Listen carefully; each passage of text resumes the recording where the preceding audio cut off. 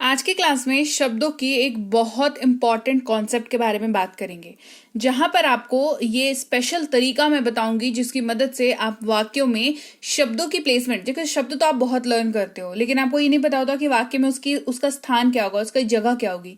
आज की क्लास में ये जो शब्द कराने वाली हूँ इसके स्थान के बारे में, इसकी जगह के बारे में बात करेंगे। क्लास को शुरू करते हैं। आप देख रहे हैं संरीति इंग्लिश अकेडमी। मैं हूँ प्रीति मैम। सब्सक्राइब करके बेल नोटिफिकेशन ऑन कर दीजिएगा ताकि आगे के आने वाली क्लासेस आपको समय पर मिले और आपकी अंडरस्टैंडिंग, आपकी लर्निंग जो है वो सिलसिलेवार तरीके से चलती रहे। क्लास को शुरू करते हैं। सबसे पहले बात करेंगे वाक्य की शुरुआत की।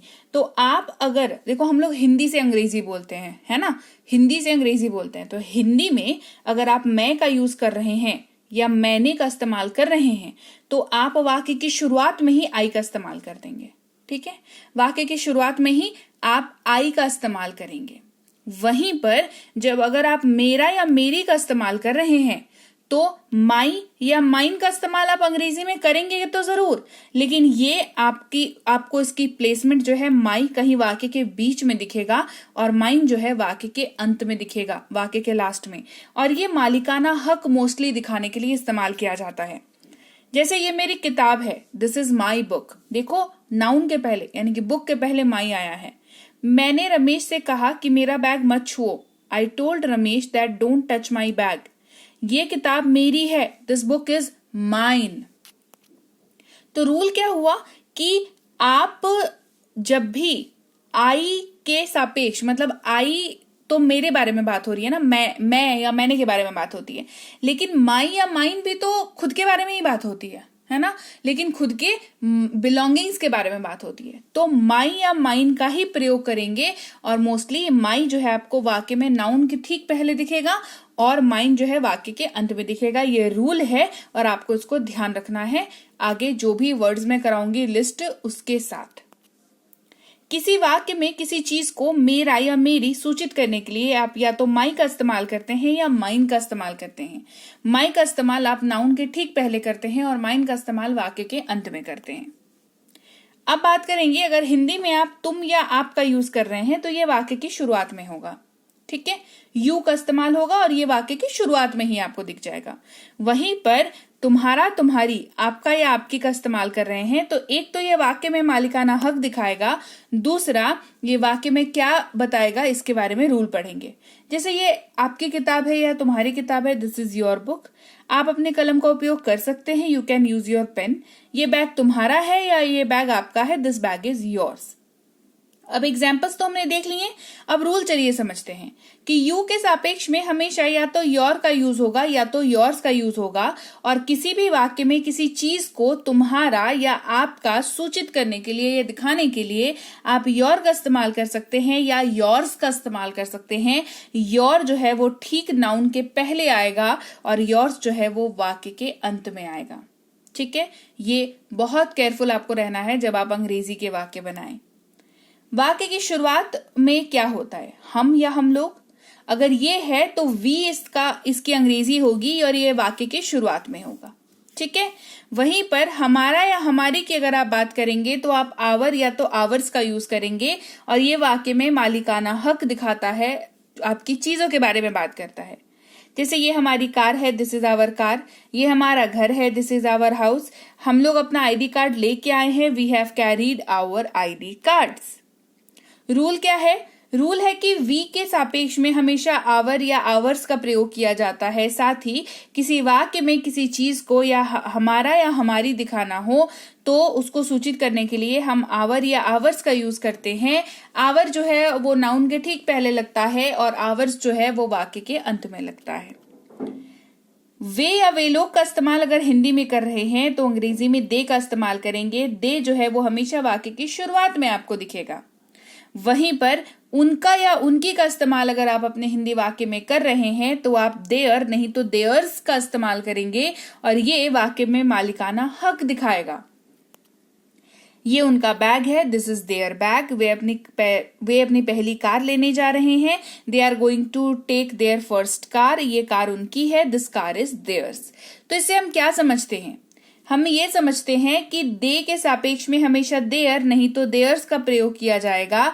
साथ ही किसी भी वाक्य में किसी चीज को उनका या उनकी सूचित करने के लिए, दिखाने के लिए, बताने के लिए या तो आप देयर का इस्तेमाल करते हैं या देयर्स का इस्तेमाल करते हैं। देयर जो है वाक्य में ठीक नाउन के पहले आता है और देयर्स जो है वाक्य के अंत में आता है। अगर आप किसी वाक्य में वह या उसने का इस्तेमाल करते हैं और ये इस्तेमाल आप किसी पुरुष के लिए कर रहे हैं तो आप ही का इस्तेमाल करेंगे और ही का इस्तेमाल वाक्य की शुरुआत में देखने को मिलेगा।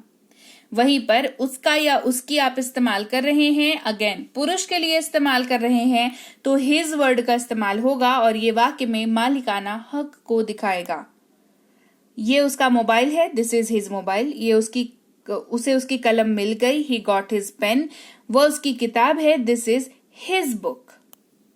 ही के सापेक्ष में हमेशा हिज का प्रयोग होता है और ये किसी भी वाक्य में किसी चीज को उसका सूचित करने के लिए हिज का इस्तेमाल किया जाता है और ये वाक्य में आपको बीच में कहीं पर दिखेगा, मोस्टली नाउन के पहले दिखेगा।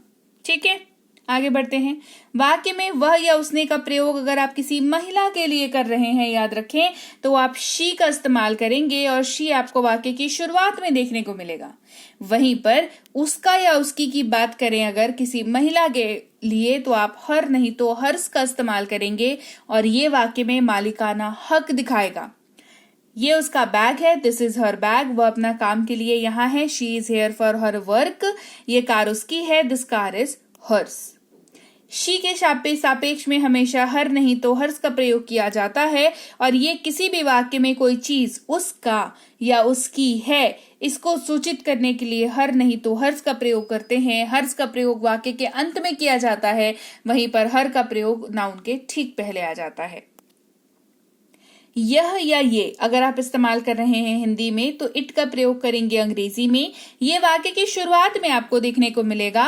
वहीं पर इसका इसकी का प्रयोग जो है आप उसकी जगह पर इट्स का इस्तेमाल करेंगे। ये वाक्य में मालिकाना हक दिखाता है, जैसे कि इसका रंग लाल है, its colour is red. It के सापेक्ष में हमेशा इट्स का प्रयोग किया जाता है और ये वाक्य में किसी चीज को इसका है या इसकी है या इसके हैं को सूचित करने के लिए किया जाता है और इट्स का प्रयोग जो है आपको मोस्टली आपको इट्स कलर इज रेड इस तरीके से आपको वाक्य में इसकी प्लेसमेंट दिख जाएगी। मोस्टली शुरुआत में ही आपको इसकी प्लेसमेंट दिख जाती है। अगर आप किसी पुरुष के लिए कोई नाम यूज कर रहे हैं जैसे कि राहुल, तो ये वाक्य की शुरुआत में देखने को मिलेगा। वहीं पर मालिकाना हक दिखाना चाह रहे हैं उस वाक्य में किसी पुरुष के लिए ही तो हिज का इस्तेमाल करेंगे जो कि उसका या उसकी को सूचित करेगा। जैसे ये उसकी कमीज है, this is his shirt. Rahul उसके स्कूल का कप्तान है, Rahul is the captain of his school. ये उसका घर है, दिस इज हिज हाउस। लड़का या पुरुष के नाम के सापेक्ष में हमेशा हिज का प्रयोग किया जाता है और ये किसी भी वाक्य में किसी चीज को उसका जो कि किसी लड़का या किसी पुरुष के लिए इस्तेमाल कर रहे हैं वहां पर हिज का प्रयोग किया जाता है, ये भी नाउन के ठीक पहले। वहीं पर किसी लड़की की अगर आप बात करें तो रानी जो नाम है वाक्य की शुरुआत में देखने को मिलेगा। उसका या उसकी के जगह पर हर या हर्स यूज होगा और ये मालिकाना हक दिखाएगा। ये उसका फोन है, this is her phone. Rani अपनी कक्षा में नहीं है, Rani is new in her class. ये ड्रेस उसकी है, दिस ड्रेस इज हर्स। लड़की या महिला के नाम के सापेक्ष में आप हमेशा हर नहीं तो हर्स का यूज करेंगे। ये किसी भी वाक्य में किसी चीज को उसका जो कि किसी लड़की या किसी महिला के लिए यूज हो रहा है इसको सूचित करने के लिए हर नहीं तो हर्स का प्रयोग किया जाएगा और ये हर वाक्य में आपको नाउन के पहले और हर्स जो है वाक्य में आपको अंत में देखने को। तो लीजिए भाई, ये थी आज की क्लास। तो क्लास अगर आप यहाँ तक देख रहे हैं इसका मतलब है कि आप बहुत सीरियस हैं अंग्रेजी बोलने को लेकर के और यकीन मानिए ये क्लास आपके बहुत काम आएगी अंग्रेजी बोलने को लेकर के। तो क्लास कैसी लगी कमेंट करके मुझे जरूर बता दीजिएगा। क्लास को लाइक और शेयर तो आपने कर ही दिया होगा। आप देख रहे हैं संरीति इंग्लिश अकेडमी, मैं हूं प्रीति मैम। सब्सक्राइब करके बेल नोटिफिकेशन भी फटाफट से ऑन कर दीजिए। इसके अलावा हमारी जो ऐप है संरीति इंग्लिश अकेडमी, सेम नाम से ऐप है, वहां पर आपको बेसिक से प्रो स्पोकन इंग्लिश का कोर्स, इंग्लिश राइटिंग का कोर्स जिसमें आप अंग्रेजी लिखना सीखते हैं, इंग्लिश ग्रामर का कोर्स, इंग्लिश रीडिंग का कोर्स आपको मिल जाएगा ऐप पर। इसके अलावा अंग्रेजी पढ़ने में अगर दिक्कत आती है, स्पेलिंग्स में दिक्कत आती है, तो ये अंग्रेजी पढ़ने का रामबाण ट्रिक, ये जो किताब है ये अमेजॉन पर अवेलेबल है। आप सिंपली इस बुक का टाइटल यहां से देख करके आप अमेजॉन पे सर्च करके इस बुक को अपने घर पर कैश ऑन डिलीवरी के साथ भी मंगवा सकते हैं। इसके अलावा अगर आपको ई बुक्स की जरूरत है, तो चाहे वो वर्ड मीनिंग की ई बुक हो, टेंसेस की हो, आपके स्पोकन इंग्लिश की हो, ग्रामर की हो, या मिनी स्पोकन इंग्लिश स्ट्रक्चर्स की हो, जो कि क्विक रिवीजन का आपको मौका देती है, क्विक समझने का आपको मौका देती है, ये सारी की सारी ई बुक्स जो है हमारी ऐप पर अवेलेबल है। ऐप में जाकर के आप इनको इजीली वहां पर ले सकते हैं। इसके अलावा हमारी क्लास, हमारी पेड क्लास या किसी भी तरीके की अंग्रेजी को लेकर के समस्या अगर आपको आ रही है, तो इस नंबर पर व्हाट्सएप मैसेज करके आप हमारे साथ संपर्क कर सकते हैं, हमारे ग्रुप में जुड़ सकते हैं। और इस किताब को मंगवाने के लिए भी आप सिंपली इस नंबर पर व्हाट्सएप मैसेज करके भी इस किताब को अपने पास मंगवा सकते हैं। और हमारा ऐप कुछ ऐसा दिखता है गूगल प्ले स्टोर पर, वहां पे आपको यहाँ पर इंस्टॉल कर लेना है आपको अपने मोबाइल पर। इसके अलावा व्हाट्सएप का ग्रुप हमारा जरूर ज्वाइन करके रखें, रोज की फ्री क्लासेस आपको मिल जाती हैं। टेलीग्राम का चैनल हमारा जरूर ज्वाइन करके रखें, वहां पर भी आपको क्लासेस मिल जाती हैं, कुछ इंपॉर्टेंट अनाउंसमेंट होता है वो भी आपको पता चल जाता है, और ऐसे आप जो है अंग्रेजी के संपर्क में बने रहते हैं। तो thank you so much for watching आज की क्लास को। मैं आपसे मिलूंगी आपकी अगली क्लास में। Till then, thank you so much for watching. Stay tuned to Sanriti English.